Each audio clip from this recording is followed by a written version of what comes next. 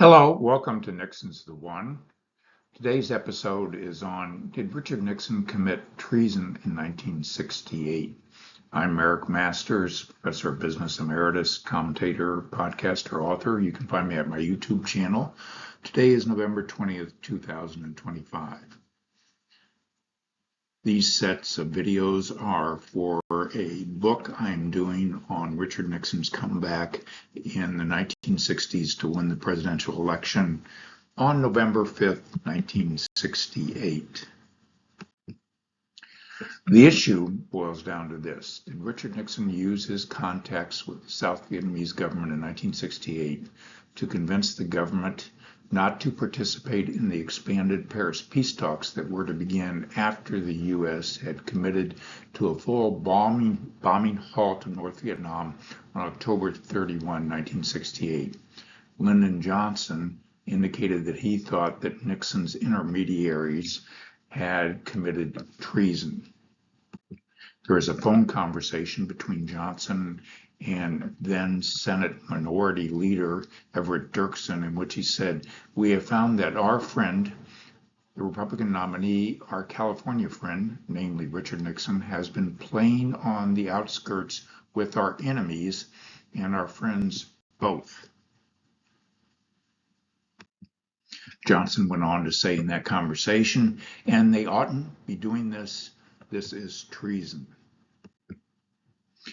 Here are the key players in this saga of whether or not Richard Nixon actually interfered to such an extent as to delay the Paris peace talks and prolong the war.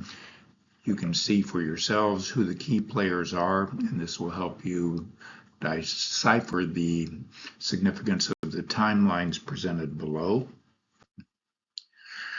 To put it a little bit of historical context, there have been a number of bombing halts instituted by the Johnson administration before the one that took effect on November 1, 1968. In fact, there have been 14 bombing halts. They had really done nothing, any of them, to advance the cause of peace in Vietnam. It makes you wonder why Johnson believed at this late hour in 1968, right before the election, he thought that an additional bombing cessation, even a full cessation, would produce a different outcome. Different perspectives exist, and these are sourced below this. You can check the references, but Evan Lane concludes that Nixon's actions erased the hopes that people had for a more expedited conclusion of the conflict in Vietnam. William Bundy said that the historical jury trying to decide whether Nixon's Chenault operation actually carried the day in Saigon and led President Thieu of Saigon to act as he did would, I believe he said, conclude that Nixon intended that result and did all he could to produce it. Yet there is no way, Bundy goes on to say, to prove beyond doubt that the operation was decisive on Saigon. Luke Nietzsche, who has an excellent book on this and is probably the most balanced historian in terms of his perspective on Nixon, said that if Nixon were seeking to scuttle the peace talks, he would have needed to know what was taking place so he would know what to scuttle. But Haldeman's notes that he references, Haldeman being Nixon's personal chief of staff in the 1968 campaign, show that Nixon was in the dark. Read in full, these notes reveal that Nixon was trying to rally people toward Johnson's Vietnam position, not commit treason against it. And John Farrell draws a different conclusion from his research. He concludes that Nixon's campaign to sabotage Johnson's peace process was successful. Here is a timeline of general events that led to the bombing halt. I would say this about these events that led to the bombing halt. The peace talks involved vague and tediously negotiated terms on North Vietnamese de-escalation that lacked any enforcement teeth. Here's a more specific timeline of contacts between Nixon, Anna Chennault, and various other officials, including LBJ. I would say that Nixon consistently argued in 1968 that LBJ needed to get firm commitments to de-escalation from North Vietnam before granting a bombing halt, a full cessation of bombing halt, as Lyndon Johnson did on October 31st, 1968.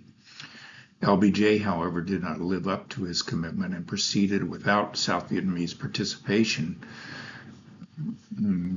to halt the bombing in a rush before the election on November the 5th, 1968.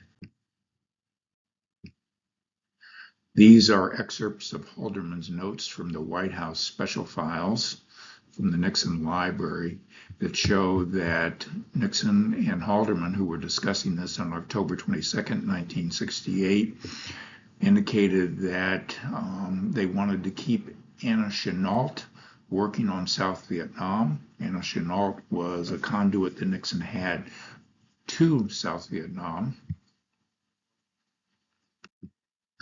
And also, this is a famous part of Haldeman's notes that said that, according to Haldeman, Dirksen should call LBJ, embrace him with any other way to monkey wrench it. He said, is there any other way to monkey wrench what was about to happen?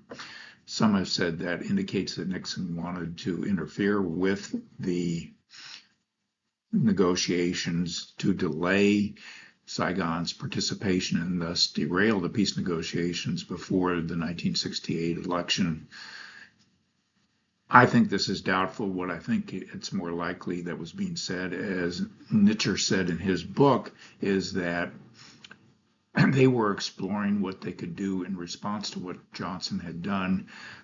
Nixon had always said that he wanted Johnson to adhere to the three conditions stipulated in his San Antonio message in 1967, namely that South Vietnam would respect the demilitarized zone, would slow infiltration into South Vietnam, and would not bomb cities in South Vietnam. Nixon insisted on that, and they also insisted on Saigon's participation in the talks, the expanded peace talks, before he would halt the bombing. Johnson did not live up to those preconditions. Here is a list of the sources from which I got this information that you can follow. And my view is that President Thieu in South Vietnam knew that they would get a better deal under Nixon than Humphrey, while North Vietnam knew that Nixon took a harder position on prosecuting the Vietnam War. Nixon had consistently stated that he believed the bombing halt should not be made unless Johnson achieved military preconditions. Lyndon Johnson faced enormous pressures from some of his top advisors to institute another bombing halt, despite repeated past failures to accomplish anything from such halts. He went on with the bombing halt with vague assurances from North Vietnam regarding de-escalation and without South Vietnam's participation. If anybody played politics with the war, it was Johnson. Here's a little bit about me. Stay tuned for more information on Nixon's the One, and look forward to my forthcoming book next year on Nixon's comeback in 1968. Thank you and have a good day.